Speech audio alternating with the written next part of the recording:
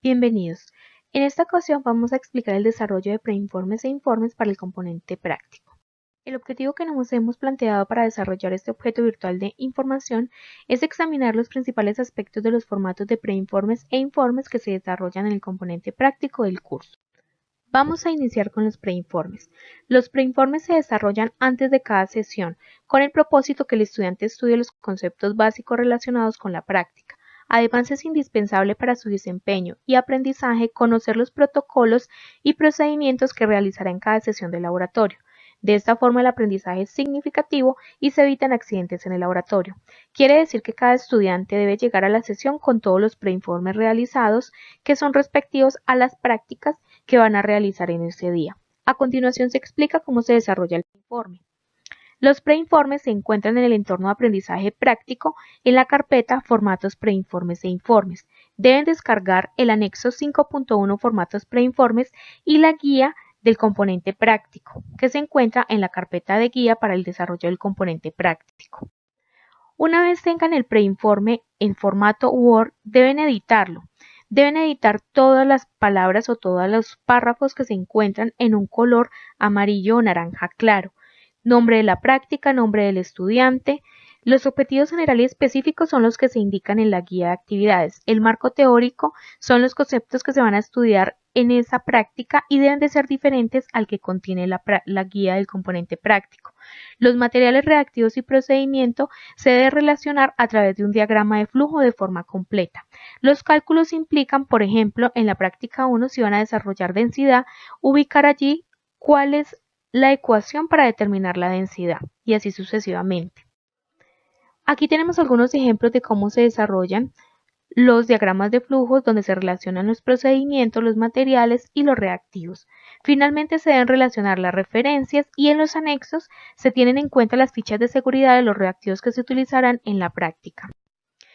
Vamos a iniciar con los informes. Los informes se desarrollan después de finalizar la sesión de laboratorio y se entregan de acuerdo con la fecha indicada por el tutor del componente práctico. El propósito del desarrollo del informe es reconocer los conocimientos adquiridos por el estudiante y la relación de la teoría práctica que el estudiante ha adquirido. A continuación se explica cómo se desarrolla el informe. Deben ir al entorno de aprendizaje práctico que se encuentra en campus y allí deben descargar el formato anexo 5.2 formato informes en formato Word.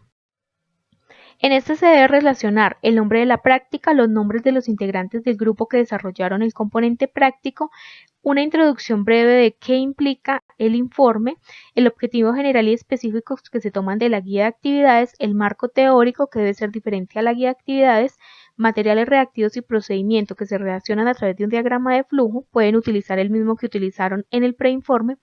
En los resultados y cálculos deben de ir todas sus observaciones y la tabla que indica en la guía de actividades. Y finalmente, en el análisis de resultados deben relacionar la teoría con la práctica. En la sección de análisis de resultados, usted puede identificar cuál es el valor experimental y cuál es el valor teórico si lo hay, o puede explicar desde la teoría cuál es el comportamiento en la práctica. Por ejemplo, en la práctica 1, cómo se determina la densidad, usted puede determinar o puede consultar cuál es el valor teórico de la densidad del etanol, por ejemplo, y puede comparar con su valor experimental generando el porcentaje de error. De esta manera usted puede dar una explicación al desarrollo de su experimento.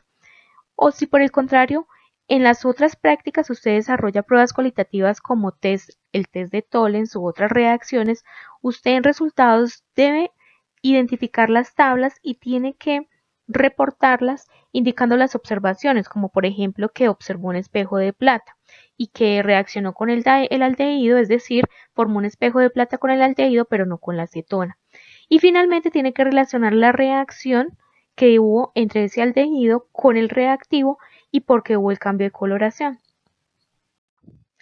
Como conclusión tenemos entonces de este OBI es que el desarrollo de los preinformes permite que el estudiante esté preparado para realizar el componente práctico y además adquirir los conocimientos de forma clara y organizada, lo cual es necesario para elaborar los informes, permitiendo hacer la práctica de una forma donde se relacione la teoría con la práctica. Estas son las referencias de consulta para desarrollar el OBI. Muchas gracias por la atención, esperamos que sea de ayuda esta herramienta.